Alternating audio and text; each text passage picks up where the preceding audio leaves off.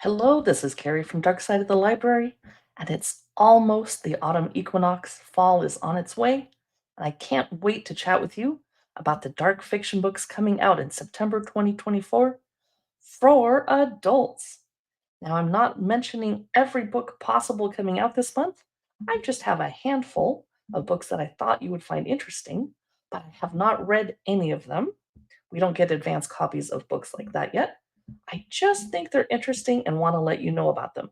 So, we are going to do a video podcast today. You can watch it later on YouTube or via your favorite podcast host that has video now, such as Spotify. So, the first book I wanted to mention is by Alexis Henderson. It's An Academy for Liars. It comes out from Ace on September 17. So, Lennon's life isn't going so well. But then she gets a mysterious phone call inviting her to apply to Drayton College, a school of magic hidden away in Savannah, Georgia. I want to go to a school of magic. Anyway, she happens to already know that she has the gift of persuasion. And besides persuading people to do her beckoning, she can control others, which would be super cool. But wait, we're not done yet. She can also control matter itself. That would be very handy. However, using persuasion takes a toll on her mental and physical health. She has a crush on her advisor, who's named Dante. I think that refers to Dante's Inferno, tongue in cheek, who knows. She also discovers, though, that Drayton College has a rather disquieting history, and she'll have to learn to embrace her power without succumbing to corruption, as we all should. That's An Academy for Liars by Alexis Henderson. And I feel like some of the dark academia crowd might like this one. It comes out September 17th. The next book I wanted to chat with you about is American Ghoul. It's by Michelle McGill-Vargas. Blackstone Publishing is the publisher, and it came out on September 3. It's set in post-Civil War Georgia, where a recently freed slave named Lavinia meets and befriends a recently undead vampire named Simone. They head north, but Lavinia realizes she might have traded one form of slavery for another as she helps Simone cover up the results of her particular diet. And at some point, I think if I remember the preview of this book, at some point Lavinia will be accused of Simone's murder, but how can you kill someone that's already dead? So that's American Ghoul by Michelle McGill-Vargas. The next book I want to mention is Bitter is the Heart. There's some bloody scissors on the front cover. It's by Mina Hardy from Crooked Lane Books, comes out September 17. And they normally do mysteries, but this one features Tamar, who fled her abusive mother back when she was 18. Now, much later, she reluctantly takes in her elderly mother to care for her because her mother has been kicked out of multiple nursing homes. And it wasn't like stuff like getting drunk and fighting with people. Well, strange things start happening in her house once her mother comes to live there. Lights are flickering, cupboards are unexpectedly opening and shutting, etc. I hate when that happens. And she starts to realize there's something worse than her mother lurking in the shadows. I'm intrigued. I'm probably going to pick this one up. It's Bitter is the Heart by Mina Hardy. The next book has a stunning cover. It is Bright I Burn. There's a woman with flaming red hair on the cover. It's beautifully illustrated. It looks like a woodcut.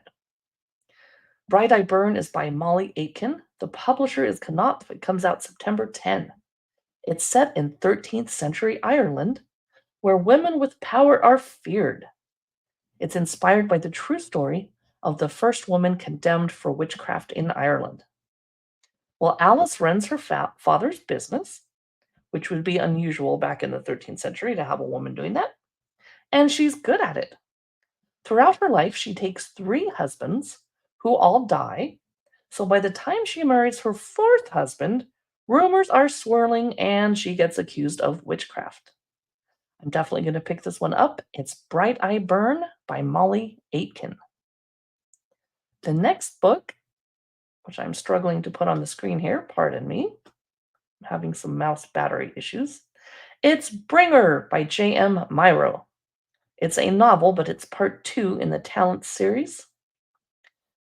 It's set in Sicily in 1883. Charlie and the Talents discover a body in the shadow of the Carndale, and realize that a new Druger, I'm not sure how to pronounce that word, I haven't read the first book, a new Druger has arisen. It's a malevolent figure called the Abbess, and an evil that come from the world of the dead are what Charlie and the Talents must deal with. So that's Bringer of Dust, book two of the Talent series by J.M. Miro, and it hits shelves on September 17. The next book is Dearest. It's a novel by Jacquie Walters. The publisher is Mulholland Books, and it is a new release Tuesday book on September 17. So Flora has a new baby, but her husband is deployed in the military. So she's home alone, taking care of a baby. She's exhausted and not getting a lot of sleep, as you can imagine. And suddenly, her long, long estranged mother shows up and offers to help with the baby, Iris. Well, of course, you would say, well, yes, because you're desperate, right? But scary events start to unfold, and Flora fears that her mother has let something evil into her home. So that's two books this month about mothers bringing evil into the home. I'm sensing a trend. This one's Dearest by Jacquie Walters. And I wanted to take a second to mention that if any of these books sound intriguing, we have Amazon affiliate links over on YouTube and in the show notes and on our blog. If you would like to shop, we get a small commission. The next book is The Devil by Name. Oops, I put the wrong picture on the screen. Well, we're going to skip the picture of that cover. It's by Keith Rosson. Random House is the publisher. It comes out September 10. It's book two in the Fever House duology. And I'm just going to read what the publisher said because they did it so well. 5 years after the event that drove most of the global population to madness, the world is overrun with the fevered. They're once human, zombie-like creatures drawn indiscriminately to violence and murder. That sounds like a couple movies that came out in the last 5 years. Anyway, in a campaign to restabilize the country, the massive corporation known as Teradyne Industries has merged with the US government in a partnership of dubious motives, quarantining major American cities behind towering walls and corralling the afflicted there with the hope, they say, of developing a vaccine. Now, across the ocean in France, there's a 16-year-old girl named Naomi who discovers she has a disturbing and powerful gift, which may just be the key to the world's salvation.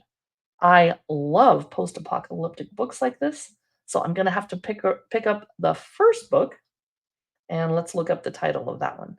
I must have missed it last year or just not picked it up. Fever House Duology. The first book is, called Fever House, a novel. Duh. I shouldn't have had to look that up. Okay, let's move on to the next book, Devils Kill Devils. It's by Johnny Compton. The publisher is Tor Nightfire. Publication date September 24. I wanted to mention that Johnny Compton wrote The Spite House last year. So Sarita has been watched over by a guardian angel her entire life. She calls him Angelo and she keeps him a secret, but secrets can't stay buried forever, dot, dot, dot. When Angelo murders someone she loves, that's kind of rude. I wouldn't want my guardian angel to start murdering people I love. I mean, maybe the bad people.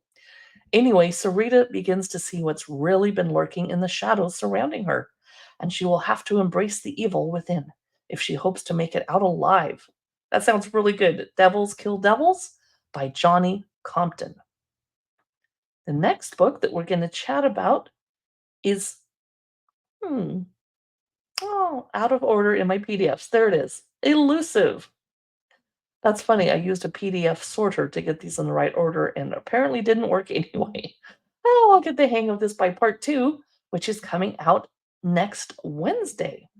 Because there's so many books coming out this month, I split it into a two-parter, which is a good problem to have. So Elusive is by Genevieve Cogman. Tor UK is the publisher. It comes out September 3. It's book number 2 in the Scarlet Vampire series.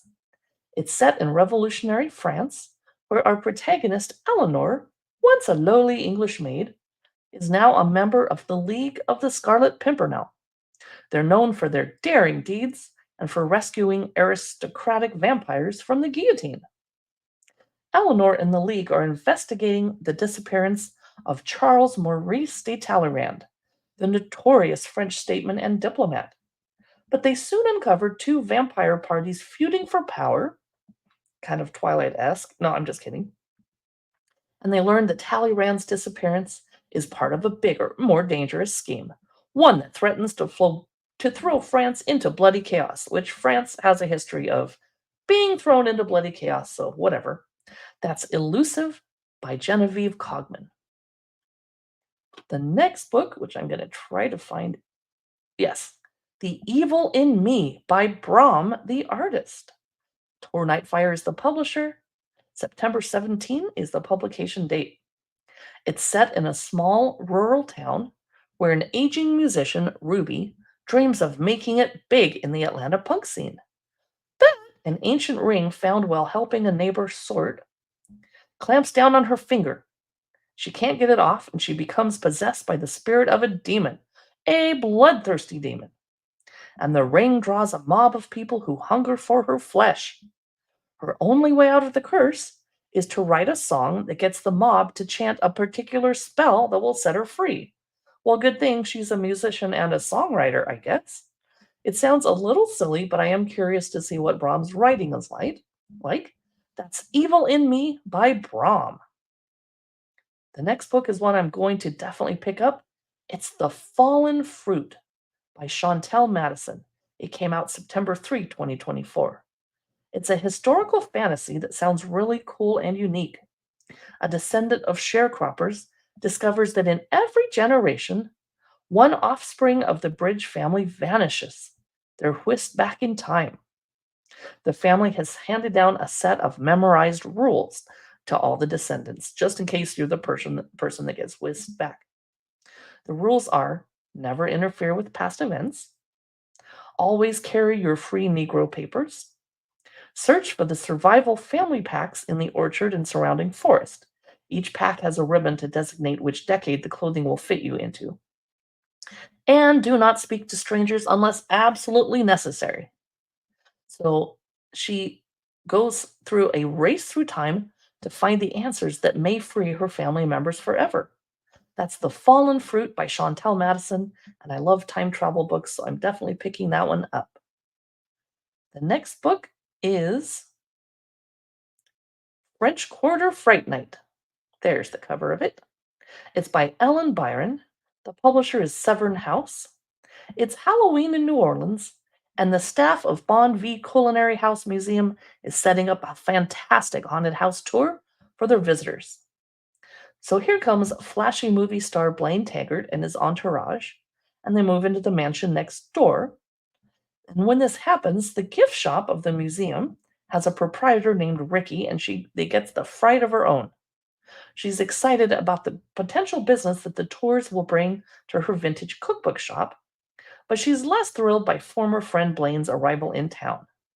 Then Bond V's prop tomb becomes a real tomb for Blaine's nasty assistant, and suddenly everyone at Bond V is a murder suspect. There isn't a ghost of a chance one of them committed the crime, but New Orleans PD is busy tackling the mischief and mayhem that's generated by the spooky holiday coming up. So it falls on Ricky and her friends to catch the killer. That sounds kind of fun. It's French Quarter Fright Night by Ellen Byron. The next book is a little fascinating to me. It's called Gorse. It's a dark fantasy set in a small village near Cornwall in the late 1700s, where the fairies come into contact with the folk. It's about the conflict between religion and superstition. Nancy, our main character, has power and wants to use it to keep the Fae and human worlds in balance. There's a keeper called Lord Pelagius who doesn't want her to use her power. That's gorse, like I want to say the botanical weed plant? Anyway, Gorse is by Sam K. Horton. The publisher is Solaris, and it comes out September 12th. We have about 3 books left to chat about. The next one is Graveyard Shift, and there's been a bunch of books with that same title. This one is a novella by M. L. Rio. Flatiron Books is the publisher. It comes out September 24. Every night in the college's ancient cemetery, five people cross paths as they work the late shift: a bartender, a rideshare driver, a hotel receptionist, the steward of the derelict church that looms over them, and also the editor in chief of the college paper who's always in search of a story. So one dark October evening in the defunct churchyard, they find a hole that wasn't there before. What? It's a fresh, open grave where no grave should be, but who dug it and for whom? Before they go their separate ways, the grave digger returns. They trail him through the night, which doesn't sound wise to me, and they realize he may be the key to a string of strange happenings around town that have made headlines for the last few weeks, and they might be closer to the mystery than they thought. That's Graveyard Shift, a novella by M.L. Rio. The next book is a compilation of darker retellings of grim fairy tales, as though they needed any help being darker. It's grim retold, and it's by Tanith Lee, who's a fantastic dark fantasy writer, and she's contributed stories or edited many, many compilation books. Love it. So it's stories including ones you're familiar with, like Rapunzel, Hansel and Gretel, Little Red Riding Hood, blah, blah, blah. But also, some of the authors contributed stories from the lesser known grim tales, such as The Girl with No Hands, The Nixie of the Mill Pond, The Robber Bridegroom, and The Juniper Tree. And some of these are stories and some of these are poems. So that's Grim Retold by Tanith Lee. Comes out September 24. The next book is Guillotine by Delilah S. Dawson. It's from Titan Books. It comes out September 10. Des, a fashionista, dates a guy she isn't interested in just long enough to swing an invite to his family house, which is big and fancy. She wants to meet his mother, who's an influential magazine editor, to ask for an internship position. So I already don't like the main character. She's a user, but okay. She gets whisked off to a secluded luxury island by this dude that she's using. And then after the lone fairy departs, she realizes the family servants have been treated badly and they're ready to seek revenge by getting rid of the family. I'm in. That sounds really good. I think I'm going to read this. It's Guillotine by Delilah S. Dawson. And our final book that we're going to talk about today, I have seen all over Book Talk, Bookstagram, BookTube, etc. It's Haunt Sweet Home. It's by Sarah Pinsker. The publisher is Tor.com. It comes out September 3. Mara gets a job on her cousin's home makeover reality TV show, which is called Haunt Sweet Home. And her tasks on the show involve things like, hiding fog machines in the woods to scare the homeowners, because that'll make good TV drama. However, there's a creepy coworker and a set of on-set incidents that makes her question her life choices, and perhaps the home is actually really haunted, not just faked for the reality show. That sounds very fun. I'm definitely going to grab that book. It's Haunt Sweet Home by Sarah Pinsker. And that is the end of part 1 of Dark Side of the Library, September 2024, picks for adult fiction. Stay tuned on next Wednesday for part 2. I'll also be doing an episode about dark nonfiction and one about dark children's books, hopefully before the end of the month is over. I do want to point out that if you head over to Instagram, you'll see my new puppy in our stories of my behind the scenes. He is making our life happier and way more exhausting. We're cleaning up constantly and he's chewing everything, blah, blah, blah. So I hope I can finish the podcast, but if I'm a little bit late, I'm sure those of you that have had puppies before will totally understand. He's very cute, and his name is Freddy. He's not named after Freddy Krueger. Thanks for listening, and I'll chat with you in the next podcast episode.